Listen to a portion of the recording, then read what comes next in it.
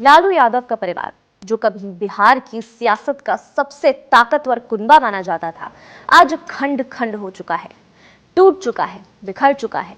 और इस बिखराव की वजह बताई जा रही है दो चेहरे, दो नाम, संजय और रमेश। कहा जा रहा है कि ये वही दो लोग हैं जिन्होंने भाई को भाई से अलग किया, बहन को पिता से दूर किया और परिवार के अंदर इतनी दरारें पैदा कर दी कि लालू की बेटी तक घर छोड़कर चली गई। कौन है ये दोनों?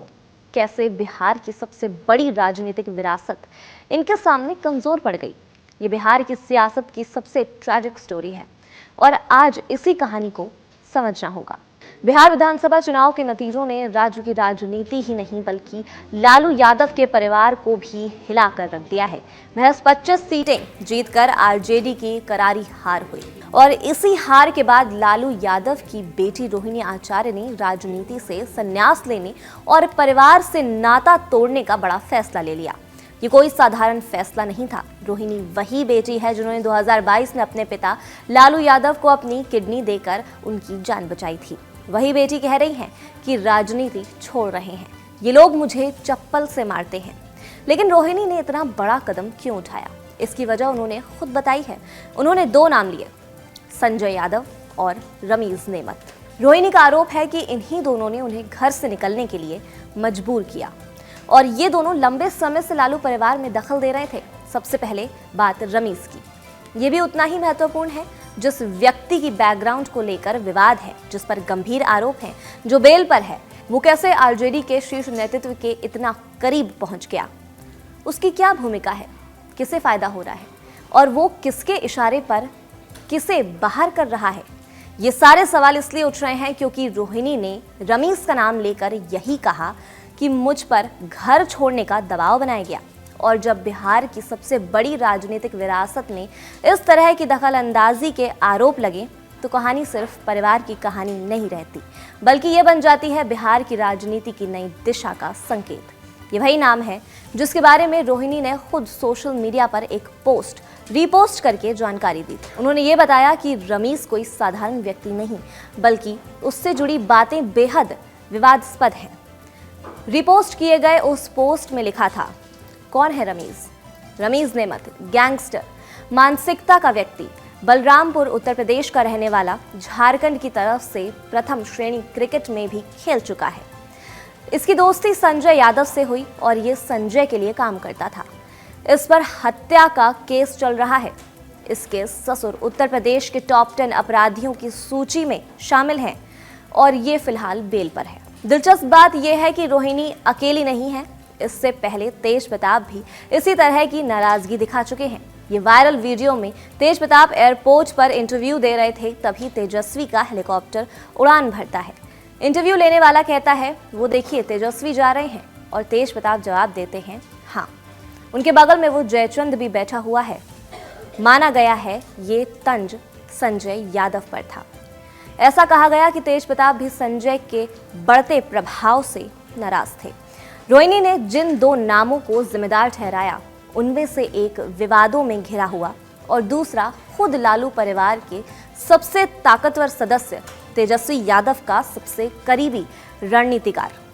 अब यहाँ एक बड़ा सवाल उठता है, अगर परिवार में इतनी खाई बन गई है तो इन दोनों के पास ऐसी क्या ताकत है कि लालू यादव के घर में इतनी गहरी पहुंच बना ली है?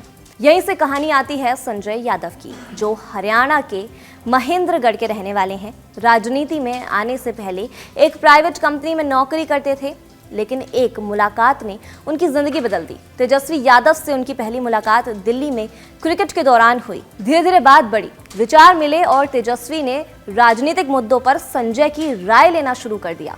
धीरे धीरे ये रिश्ता सिर्फ दोस्ती नहीं रहा, ये बन गया रणनीति और भरोसे का रिश्ता। संजय ने अपनी नौकरी छोड़ी और तेजस्वी के साथ फुल टाइम काम शुरू कर दिया। चुनावों को समझना, आंकड़ों का विश्लेषण, सोशल मीडिया की रणनीति, मैदान की रिपोर्ट, संजय इन सब के केंद्र बन गए। तेजस्वी का कहना माना जाता है कि संजय सलाहक नहीं बल्कि 3 in 1 रणनीतिकार, मैनेजर और संकट मोचन तीनों की भूमिका निभा रहे थे। समय बीतता गया, संजय यादव की भूमिका और कद बढ़ता गया। इतना बड़ा कि राजद ने 2024 में उन्हें राज्यसभा भेज दिया। यानी एक रणनीतिकार ने सीधा राष्ट्रीय राजनीति में कदम रख लिया, और वो भी लालू परिवार के सबसे भरोसेमंद चेहरे के रूप में। लेकिन जब किसी एक व्यक्ति के हाथ में इतनी ताकत आ जाए तो इसके परिणाम हमेशा आसान नहीं रहते। टिकट बंटवारे में संजय यादव के दखल की बात चुनाव से पहले भी चर्चा में थी। कई नेताओं का आरोप था कि उम्मीदवारों का चयन स्थानीय राजनीतिक समीकरण से ज्यादा संजय यादव के सुझावों पर आधारित होता है। कुछ टिकट बदले गए, कुछ रोके गए, और इसी से पार्टी के भीतर नाराजगी बढ़ती चली गई। तेज प्रताप ने कई बार इशारों में इस नाराजगी को व्यक्त किया है। रोहिणी ने खुलकर कह दिया, और दोनों ने अपने आरोपों में एक नाम कॉमन रखा, संजय यादव। लेकिन इस कहानी का दूसरा चेहरा अब इस पूरे विवाद में तेजस्वी यादव को केंद्र में होना ही था।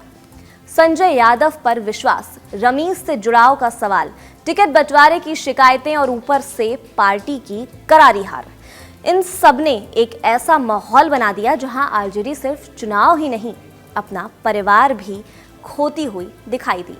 रोहिणी के घर छोड़ने के फैसले ने यह साफ कर दिया कि परिवार के अंदर सामंजस्य नहीं बचा, जिसकी वजह से कभी लालू यादव की रणनीति चलती थी, तेज प्रताप पहले ही दूर हो गए थे और रोहिणी चली गई, और जिसने कभी सिर्फ लालू राबड़ी परिवार का नाम सुना था, आज उन लोगों के नाम सुन रहा है जिनका संबंध ना लालू की विरासत से है, ना यादव राजनीति से, लेकिन आज वे पार्टी की दिशा तय कर रहे हैं। बिहार की राजनीति में ये एक बड़ा मोड़ है।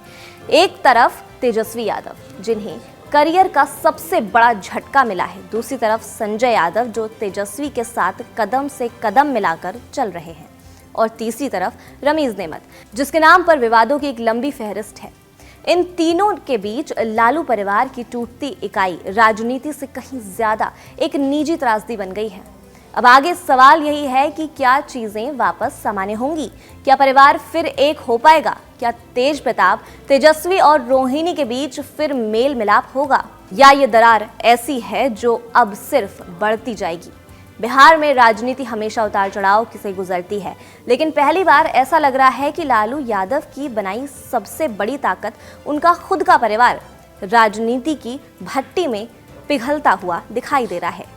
और इस पिघलन की वजह बताई जा रही है संजय और रमीज जैसे दो चेहरे, जिनका नाम आज हर राजनीतिक चर्चा में केंद्र में है।